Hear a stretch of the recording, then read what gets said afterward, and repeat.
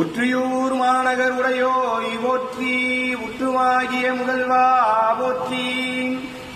தொண்டை நாட்டின் பாடல் பெற்ற தலங்களில் 20வது தலமும் பிரளயத்திற்கு பிறகு தோன்றிய முதல் சுயம்புலிங்கம் என்பதால் பெருமான் ஆதிபுரீஸ்வரர் என வழங்கப்படுகிறார். பிரளய நீரை ஒற்றி எடுத்ததாலும் வாசுகி பாம்பை தன்னுள் அடக்கிக் கொண்டதாலும் ஒற்றிக்கொண்டதால் ஒற்றீசர் உற்றிடம் கொண்ட பெருமான் படம்பக்க நாதேஸ்வரர் எனவும் தலத்திற்கும் இவ்வூருக்கும் ஒற்றியூர் என பெயர் வந்தது. அப்பர், சுந்தரர், சம்பந்தர் என மூவராலும் பாடல் பெற்ற தலம். சுந்தரர் சங்கிலி நாச்சியாரை திருமணம் செய்து கொண்ட சிறப்பை உடைய தலம். கலியநாயனார் அவதரித்த தலம்.